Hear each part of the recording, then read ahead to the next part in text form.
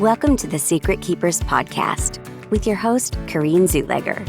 Join us as we uncover the hidden thoughts, stories, and moments that help bring light to the healing power of truth and examine how silence can affect us mentally, physically, and spiritually. We'll also share profound stories, interviews, and transformative narratives to help release ourselves from the hidden and step into healing towards inner peace, joy, and fulfillment. Now, here's your healing strategist and host, Corrine.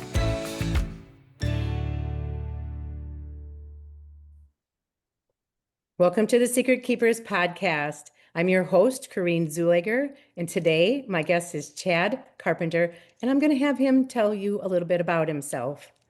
Hi, so my name's Chad Carpenter, and I am a Somatic Breathwork Facilitator. If you don't know what that means, don't worry. A lot of people, when they hear breathwork, they think, "Well, I'm breathing right now." So what does that mean, right? So somatic breathwork is a process that we utilize to simply allow the body to get unstuck, right? Our body stores memory of every experience that we go through, and that memory often impacts and influences our beliefs, everything we think about, everything that we do, right? And we have a thinking mind that's always just looking to survive, and often means suppressing that memory, meaning we're not aware of it, right? And then we kind of operate unconsciously, more so through our past experiences rather than through our authentic desire, right? So somatic breathwork is a practice and a process that just gets the thinking mind out of the way just enough or just long enough so that our limbic system, our felt brain, you will, where this memory is stored, can have full reign to just process, release, and let go, whatever it wants to, right? This is certainly a powerful practice for me. I grew up, like many of us, in a home where, we didn't have space to discuss our inner experience, right? What was going on. And that often essentially led to cycles of isolation and eventually coping through alcohol and other substances, where you kind of just like fall deeper into those cycles of isolating. And at the end of the day, it comes down to not feeling safe enough to express, right? Especially from an early childhood, when we don't have something like love and affection, our thinking mind automatically associates with, oh, well, that must mean that receiving love and affection is unsafe, right? So then we build up walls and don't allow ourselves to receive that. And it's often completely unconscious, right? It wasn't until I was 22 years old where I had my first relationship, because up until then, I just didn't have a desire to be in a relationship. And I couldn't have told you why at the moment. But looking back, realizing now, it was because I literally didn't feel safe, right? And even when I finally did enter a relationship, I didn't allow myself to receive physical affection from the other person. As you can imagine, that relationship didn't last very long, right? Um, and there's so much that we don't realize in our culture, that this is physical memory stored in the body, right? We often focus on the mental, the psychological aspect of trauma, of, mental health, if you will. But again, everything is physically stored, right? So I can choose to forgive someone for something, but if I don't undergo some type of a mechanism of physical release, the body doesn't forgive, right? It just stores that memory, and it'll continue to do so until we undergo a process like breath work to just give the body the reins to process, release, and let go. So for someone like me, you know, always isolating, always numbing and coping, you know, experiencing something like breath work where the thinking mind can just briefly get out of the way and I can feel, that void of love and affection that I didn't have. And that can sound scary and painful, but the beautiful thing is you feel that it's not true, right? You feel that it's a lie, and you're able to feel the truth of connection and that I am worthy, and just being able to let go of that story and release cathartically and emotionally in whatever way, our body wants to let go of. It's such a liberating feeling. Like it's almost euphoric, to have that free expression. So I know I kind of Okay. just ranted for a while, but No, there's so much in there. It's so rich. Um, so let's see. So Dad's been gone almost 20 years. So 20 years ago, I embarked in the journey and really understanding um, how the trauma gets stored in the body, why people suffer from addiction, and with that came the book, The Body Keeps the Score, and yes. and that was huge for me, like reading that and like all the little light bulbs going off and understanding that, yeah, because it's really easy, I'm gonna put air quotes, easy to say, I forgive you, or, Mhm. that doesn't really matter, but it's somehow, if it's somehow trapped in your body, then it's not really done yet, right? It's like you haven't gone through the process. And the other part of it is like you hit on is that it's stored in our unconscious, right? So that, that first 10 years of life, things are getting put in there that we don't even have maybe a recollection of.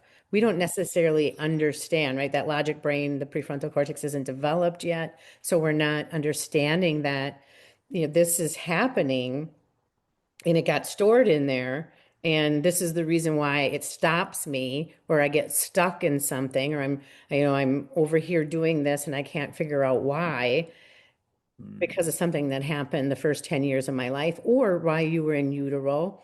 And we could get into a whole like past, generational stuff, things that are stuck in our epigenetic cells. There's a whole lot that goes into it. And so I really want to thank you for, bringing to light, that this is a somatic experience, that it's important that we not just mentally do the work, but that we're physically releasing the trauma from our bodies. And, much like you, I grew up in a home where I was like, there was a lot of cognitive dissonance, right? Because my dad would Mm. say, I love you. And, and then he would be fun and then he would get drunk and then the venom would come out, right? And what I learned through all of that, it wasn't that he didn't love us, he didn't love himself. And then would get drunk and then the bad stuff would come out and then he would hate himself even more because of the harm that he was inflicting on us, that he really was, it was out of control. And so I understand what you're laying down here, so it's good. And I want to continue with that because I think it's really important for the audience to understand, because this is what we're talking about when we talk about adverse childhood experiences. When somebody has been exposed to, I like to say, the bear in the cave for years. Like this isn't a one and done, right? Because you have different types of trauma, but this is like, from the time you're born until the time you leave your house, your nervous system is exposed to this type of behavior. And so now you become hyper reactive, and Mhm. the nervous system becomes hyper reactive. And so you want to logically think your way out of something, but you can't because your body has a whole bunch of other stuff going on. And just a handful of years ago, I went to the doctor, and she's like, "How's your stress?" And I'm like, "I don't have any." I'm like, "I work for myself. I make my own hours. I have this amazing husband, I have three beautiful children. My life is fantastic." She's like, it's so interesting." She's like, "Because your blood work would tell me otherwise." She's like, "Your cortisol levels are through the roof." And so Wow. I'm just sitting there going, "Oh." Which explains a whole lot of health stuff, right? But from a surface level, I'm like, I'm good. Life is really, really good. But my body is Yeah. indicating otherwise, and that can go deep. Like, speak into that because this is really the essence of what you do in somatic Yeah. work. Yeah. Yeah. So, we've kind of been, and it's incredible that mental health is becoming more and more in the forefront of the mainstream, and that's so needed. But we have kind of started to think about things like stress, anxiety, and even depression as just mental health. But if you Mm, think about it, these things exist in the physical body, right? When you're nervous, you feel that pit in your stomach, those butterflies, right? When you're anxious or stressed, you'll feel that tightness in your chest. It becomes difficult to breathe, right? You're literally experiencing shifts in your biochemistry, right? I think we've all, been somewhere having a great time, and all of a sudden you hear something, see something, or smell something that reminds your body of it. It triggers that stored memory that you have, and all of a sudden, it becomes difficult to breathe. Your heart starts pounding. Maybe even you start to sweat, right? yeah, Um, that memory that was just sitting there waiting is triggered, right? sure. And I love the example because we can all relate to, laying awake at night, being physically exhausted, mentally drained, even yet you can't shake that wired feeling, right? Yeah, The mind is racing and you're like, what's going on? And you try to use affirmations, say, I'm tired, I'm calm, I'm peaceful. But your nervous system is saying peaceful. The way that you're breathing is telling me that I'm trying to escape from a saber-toothed tiger, right? right. Yes, So it's like that survival instinct is alive very much, whether we realize it or not, right? And the mind, it just can't influence that feeling in the nervous system, right? We have to work with our biochemistry, and our breath is really the number one tool in doing so. We kind of think of our breath as something that just comes and goes, like the sun that rises and sets, right? But how we're breathing, every breath that we take is sending signals to our nervous system, either telling it there's some type of active threat, there's something going on. If we're breathing rapidly and shallow into the chest and shoulders, it's saying there's something that I need energy for. So then it's going to lock in energy, it's going to store tension, right? And this is a survival mechanism. It's to give sure. us the best chance to survive, right? It allows us to run faster for longer, lift heavier things, right? Literally giving us the best chance to get through that moment.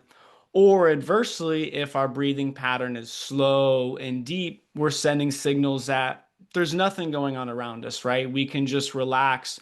We can start to process that energy. We no longer have to hold on to it, right? So, really, our breath is really this conscious key. It's funny, our breath is autonomous, right? We breathe autonomously without thinking about it while we sleep, right? Thank goodness, otherwise none of us would last very long, right? Just like Yeah, our heart beats, just like our body digests food, so too do we just breathe. But our breath is the only autonomous system of the body that we also have the ability to control. And it's designed that way very much for a reason, because the breath impacts and influences all of the other systems of the body so much, right? Like I can't think to make my heart rate speed up or slow down consciously within a specific range, right? But I mhm. can think to change my breathing pattern and keep my heart rate within 1 or 2 beats per minute with enough practice, right? So it becomes this tool that we can create to start to wield our experience more consciously, right? Rather than just, our stress levels and anxiety levels based off of whatever's going on around us. We can use our breath as a tool to consciously shift out of different emotional states and either closer towards the rest and digest or the fight or flight spectrum of the nervous system. Yeah, so we build it in, right? We build it in as a new part of our identity. Yeah, that was a 100%. piece for me, right? Because the the identity piece of me was I was a hider, right? I played small, I didn't use my voice. There were so many complexities to it. Like why, why can't I stay on task? Why do I have a hard time focusing? Why do I always put other people before myself? Very, very conditioned into my nervous system to behave in a certain manner because I needed to behave, right? I needed to be a good girl in air quotes. Um, and then that got conditioned into me, became part of who I was. And so I've been working towards recreating my identity in that, and incorporating breath work in there to remind my nervous system that it's okay, right? It's okay to, if you walk into a room and it doesn't feel safe, and your nervous system is telling you it's not safe. Like we talk about it with our kids. We got two that live in LA, one was in New York City, and it's like if you get that feeling, get out, right? And Yeah. listen Trust to it. your intuition.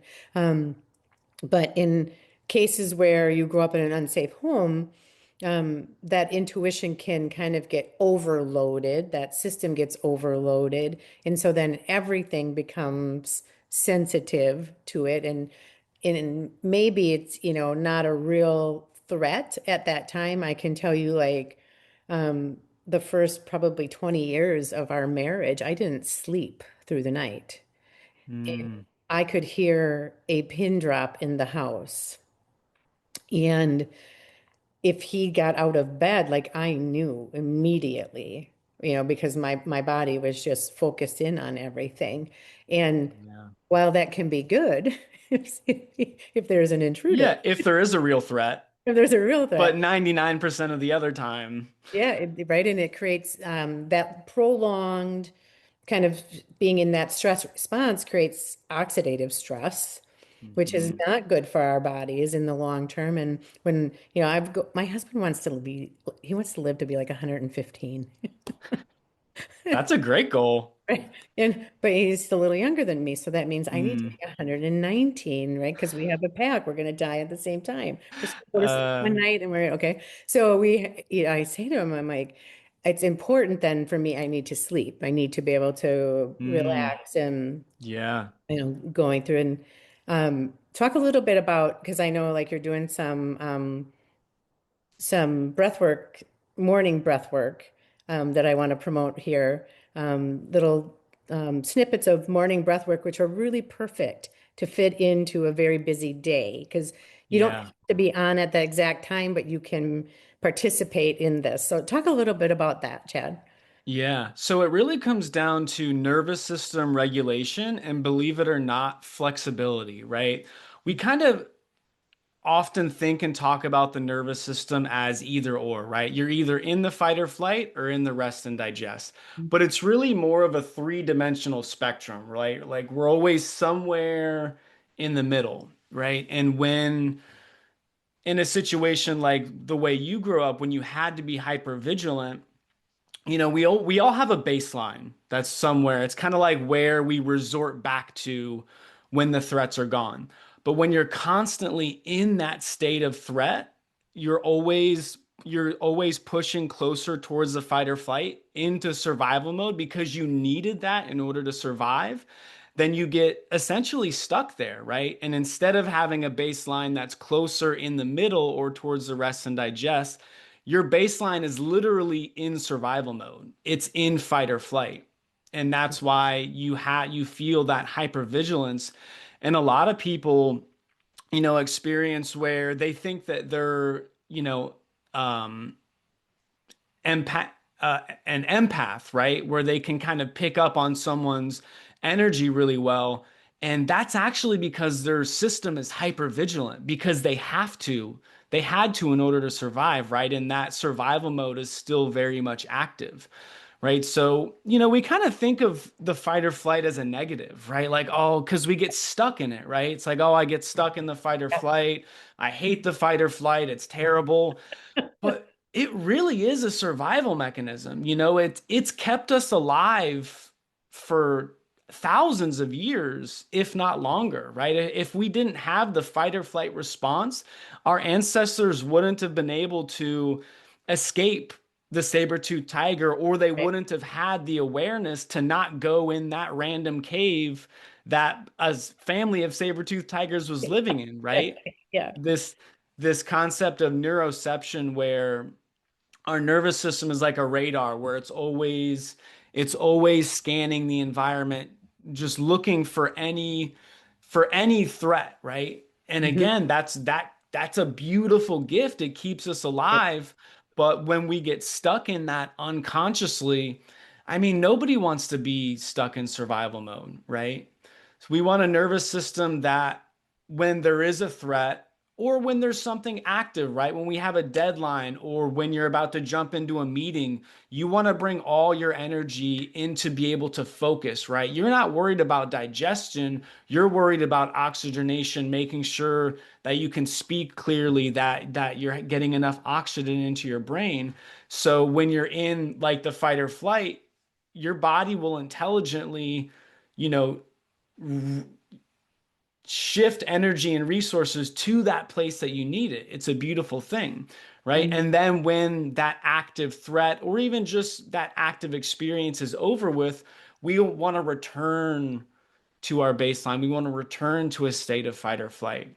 Yeah. Or I'm sorry, to a state of rest and digest. We Yeah. want to use the survival mechanism, the fight or flight. We want to get through that situation and then come back to our baseline and the rest and digest. So with the morning breathwork practices that I do, what we do is it's essentially three parts. So essentially we're starting with some type of a baseline breath where our inhales and exhales are even and equal, right? That establishes that baseline. And then Mhm. we activate the body, right? We do more active breathing. That's kind of getting the system going, getting the blood pumping, oxygenating the body more. And then we come back down with a calming breath, right? So we're training our nervous system to be fluid, right? Because we're intentionally accessing that fight or flight, and then we're training our system to come back down, right? So it's about having a fluid nervous system that can at will go back and forth between the two and doesn't get stuck in that survival mode. Because that is the natural rhythm of it, right? Exactly. You were saying Yeah, that. I mean our nervous Natural. system is designed to be fluid, right? It's designed to go back and forth, between the two at will based off of what we need. Because I read once and they talked about a deer. And so a deer gets spooked by, say, a gunshot, and then Hmm. its heart races and it can easily then run faster to flee.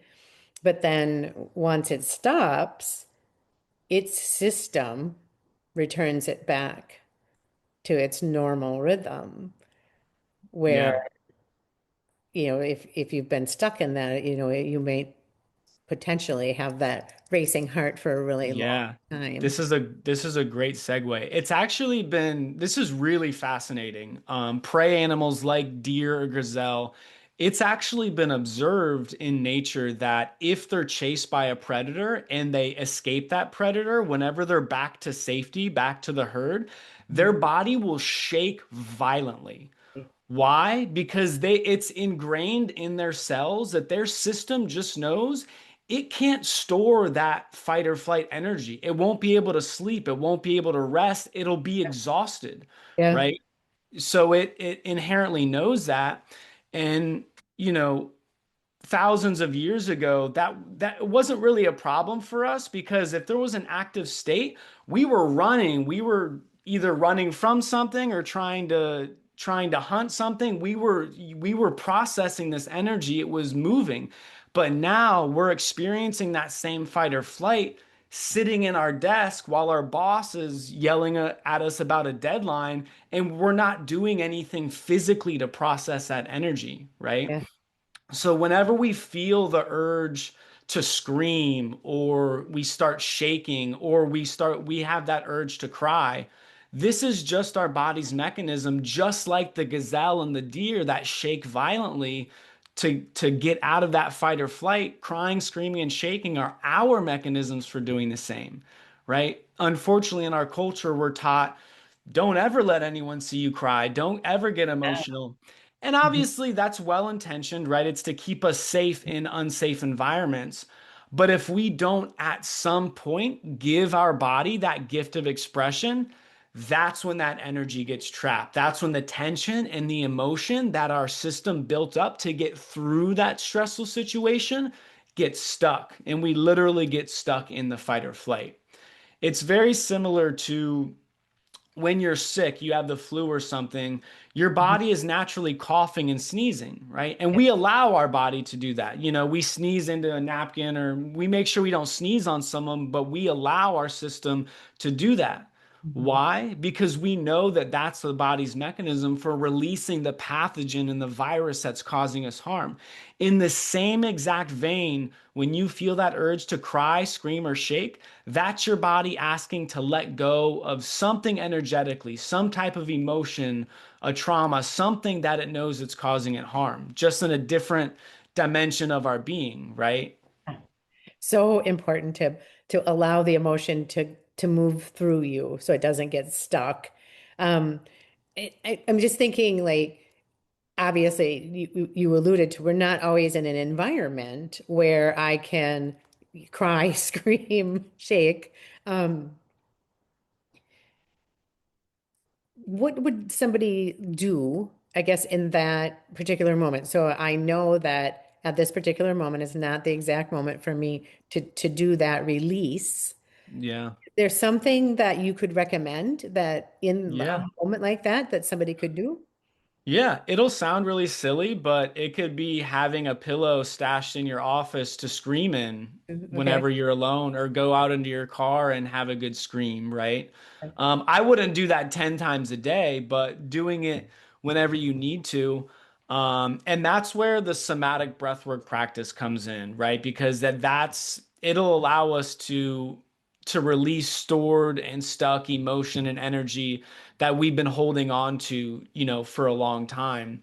And also, it's important when we notice we're in a state of stress or even anxiety, we're hyperventilating, right away, slowing your breath back down, right? That'll bring you back into the rest and digest. So, taking slow, deep breaths, most importantly, in and out through the nose, that naturally recruits our diaphragm, which is this big pump that's drawing oxygen deeper into the lower lobes of the lungs.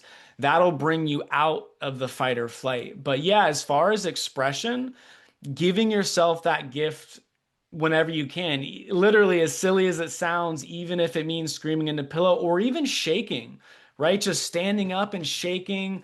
There's also more intelligent forms like tapping. It's not something I've really dove into, but there's different tapping exercises where certain points of the body you can use to release. You've probably Yeah. heard about that. Tapping's a great another exercise as well Oh, that's for so that good. expression. I- if we can allow ourselves to step into that emotion, in I invite like my coaching clients to be curious about it, right? It's like, what am I feeling right now? Um, Yeah. right, the quickest emotion to go to is anger. So people think Hmm. they just think they're angry all the time. But it's like peel it back. What's really behind the anger? What's really, that and then go even deeper because often it's not even the first two emotions. It's like three or four layers under. And when you start to figure out that I'm frightened. I'm not even angry. It's just, it's that something that happened in childhood and now you're first having an awareness of it. And you and I both know is once we have an awareness of something, then it becomes our responsibility and we get to make a different choice in how we handle it. So maybe in the old days when you felt that emotion and it felt like anger, you punched a wall, or maybe you cried really hard. And really, when you started to get down underneath the layers, it wasn't that you were angry or that you were sad. It was that you felt alone or unworthy or whatever it was that when you really got down to it. And if you can take in that moment and allow the release and even talk to it, and because this isn't what's really happening in this moment. It triggers something inside of me that reminds me of Yeah. something that There's happened. a story that's playing. Right, Yeah. that It triggered a story. story. Yeah, so we Yeah. can peel it back and really get to, um, Byron Katie's like the work. Are you familiar with her? No, I'm not. I'll have to look her up. She does, she questions it, right? It's like, is Hmm. it true? Can I say with 100% certainty that this is true? How does this make me feel when I think this thought? How do I want Yeah. to feel, right? And then flipping it so that you can again process that out of your body instead of giving it the story, giving it more energy to be larger than life and continue down its reckless path. Yeah. That's so important. And what you said, like coming from a place of playful curiosity, right? This is interesting that all of a sudden this happened Yeah, because without that, that's when we come from a place of frustration, which leads to guilt, which inevitably leads to shame, sure. right? I struggled with so much shame for so many things. One of the biggest ones was not speaking my truth, right? When you grow up in an environment where it's literally not safe to speak your truth, everyone around you is dissociating, no one's checking in on you ever. It's your nervous system will feel decades later that it's still not safe. So let's say your boss is doing something that you really don't like. You're like, okay, I'm going to go in his office. I'm going to tell him exactly how I feel. I'm going to lay it out to him. And you step into their office and you shrink, Mhm. right? Because when you're in that moment, you're in that familiar place and your nervous system is saying, it's hitting that alarm saying, no, it's not safe. It's not safe, right? And then I would look at it as, oh, I'm weak. I'm such a coward. I can't speak my truth. And then that story has more and more power over me, right? But when we can look at it from a place of playful curiosity and say, that's interesting, we're able to release that cycle of shame. And then we start to relinquish the power that the story and the pattern has over us. Yeah, and then I think that gives you also, right, you take back your power and your autonomy in and it releases blame. Yes. One thing I found with really working in trauma and adverse childhood experiences is that there's a lot of projection of blame. And I understand, Oh, yeah. yes, there were perpetrators, things did happen. But when I continue to hold on to that story, and I did for years, right? It was, you know, he made me, he made me, he made me, a lot with my dad. And Hmm. when I started having like this epiphany moment, like, he's been gone nearly 20 years, and I am the one keeping that prison, still guarded, right? I'm the one Yeah. keeping me in prison.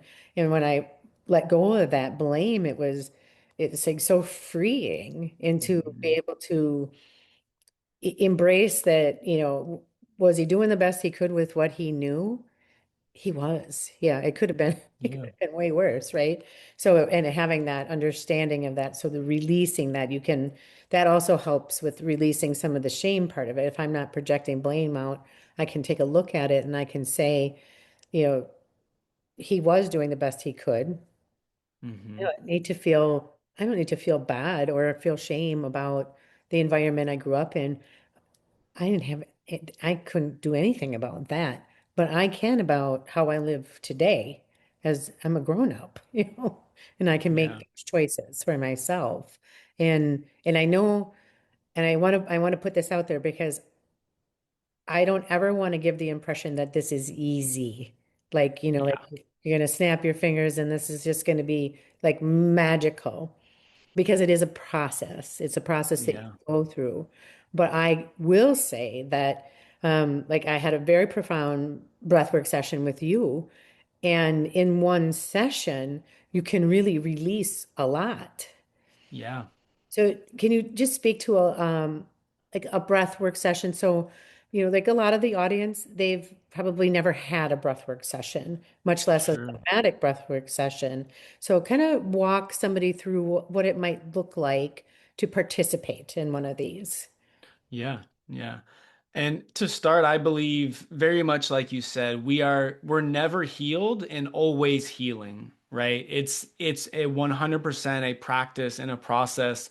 I think so many of us have kind of been sold, oh, do this one thing and it's going to be healed. And then we do the one thing. We may have experienced some healing from it, but because we weren't just magically at the snap of a fingers, all of it dissolved, we're like, oh, this doesn't work, right? It's Disappointed it's then.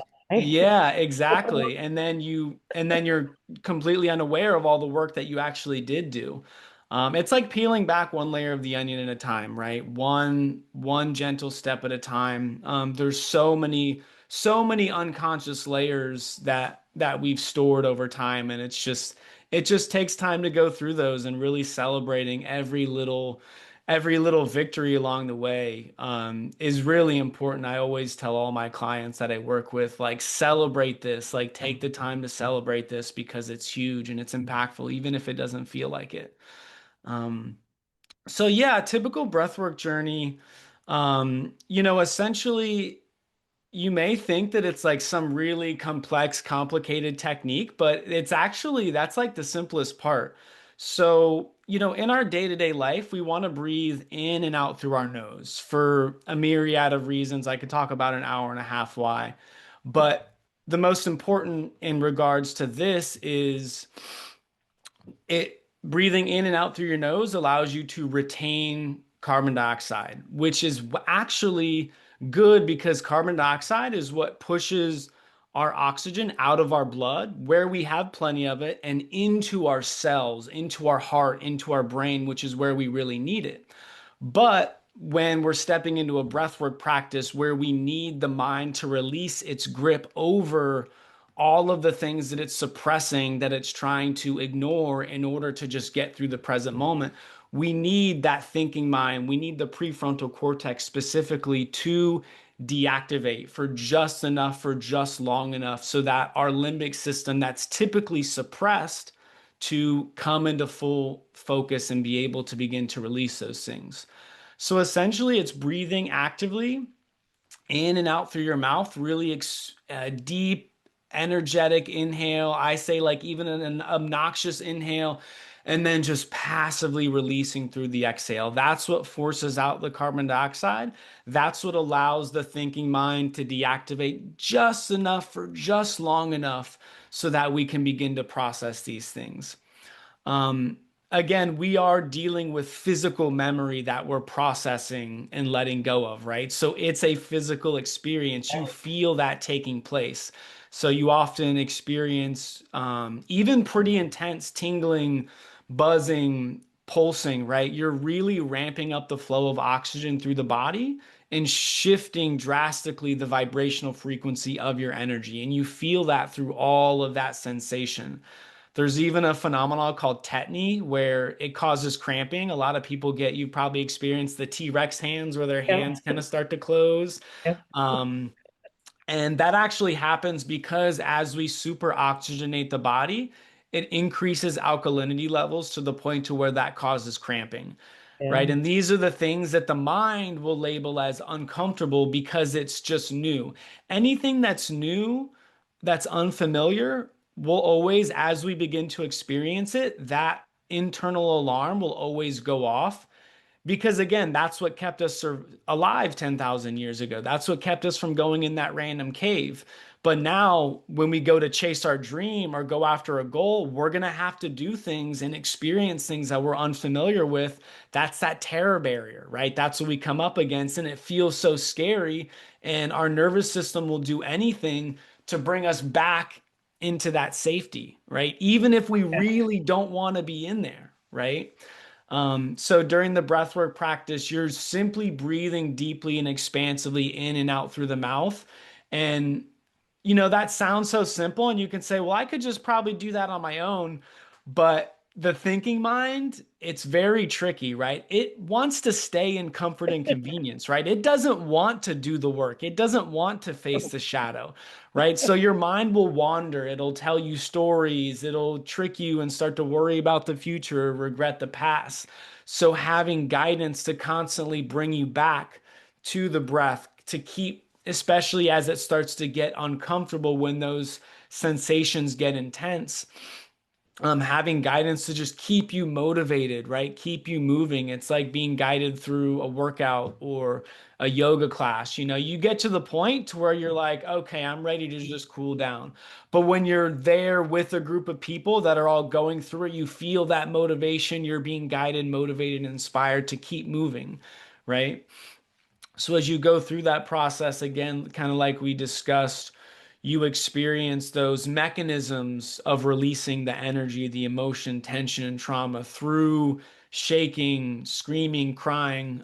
Sometimes we even do cued screams, which is a really powerful mechanism of release, right? So you go through Yeah. this process, and sometimes you experience a huge emotional release, sometimes you don't.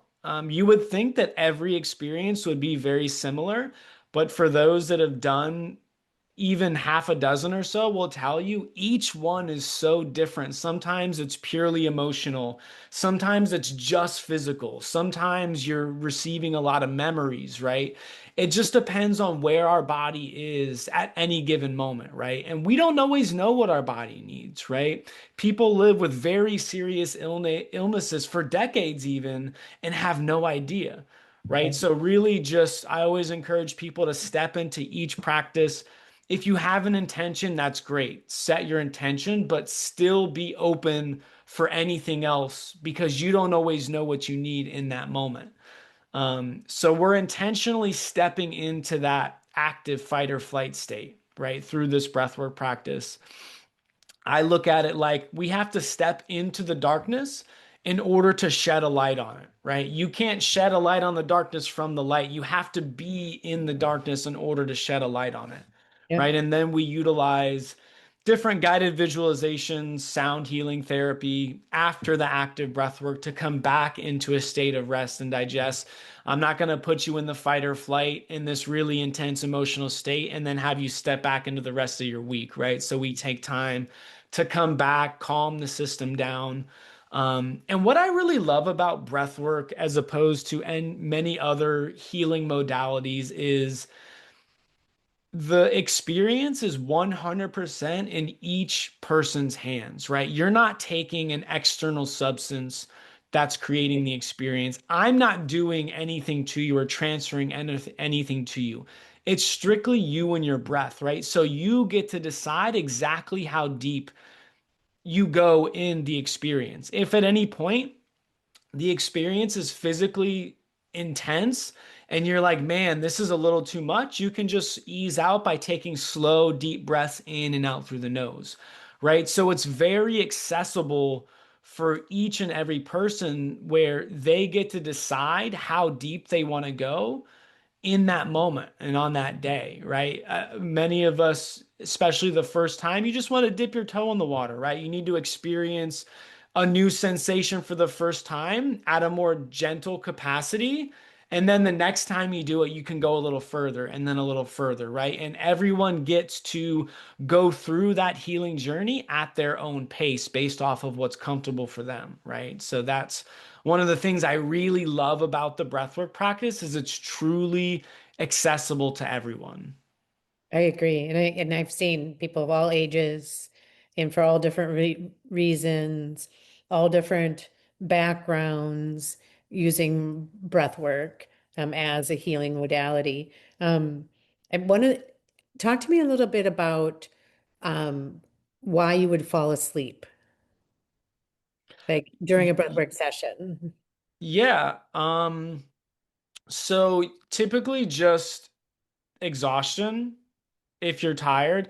It typically doesn't happen as much during the active Mhm. breathwork journeys. It's like kind of like you're not going to fall asleep while you're running on a treadmill, right? Usually when you're in the middle of the active breath work, your heart's pumping, all the sensation is intense. Now, as you come out of the journey, people often kind of fall asleep towards the end and after because it's like going through a workout. It really is. Your body just experienced something like a physically intense workout, and usually you're just ready to rest after. Like you usually are pretty tired and are just ready to eat Yeah, after a breathwork journey. 100%, 100%. Well, Chad, out of everything that you've learned so far on your journey, what would you say is your golden nugget that you would like this audience to know? Yeah. I would say no matter what you're doing on your healing journey and transformation journey, remembering that your limitations, the stories that you tell yourself, your terror barriers, none of that is your fault, right? It's strictly based off of the experiences that you had, mostly from your early childhood, right?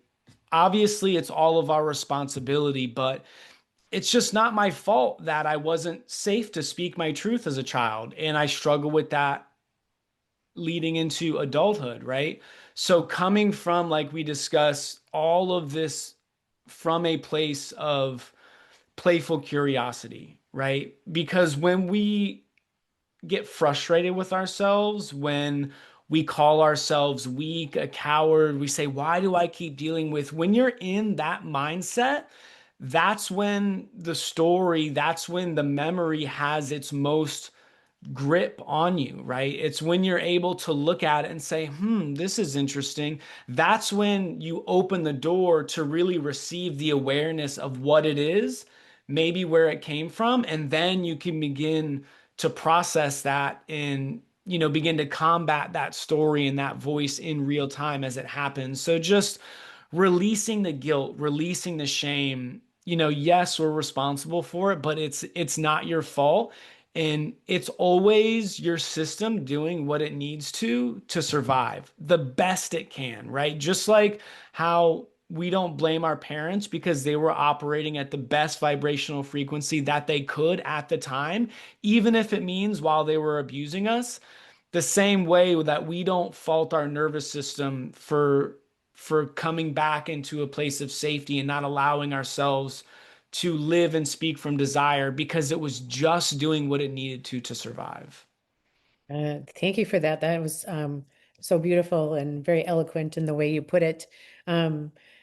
Right, because safety, right, coming back to safety, right, we have the basic needs. We want to be safe, we want to be connected, we want to know we're worthy, but safety is that root.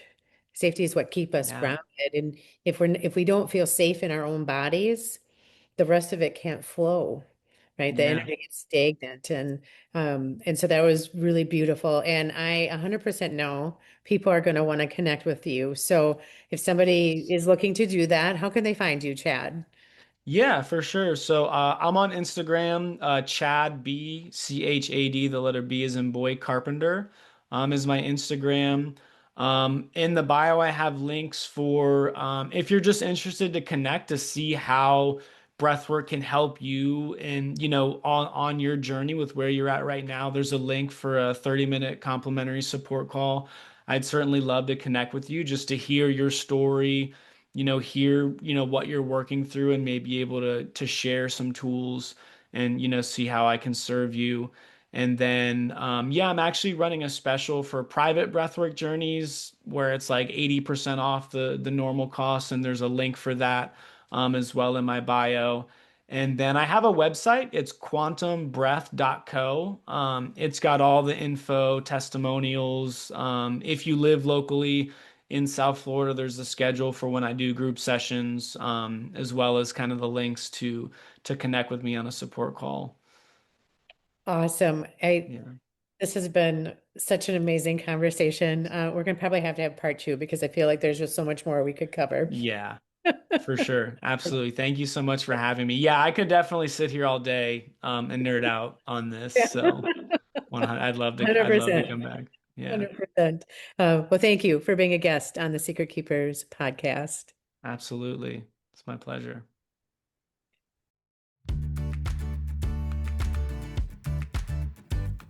Thank you for joining the Secret Keepers podcast. If you found this episode helpful, please give us a like and follow so we can invite you back.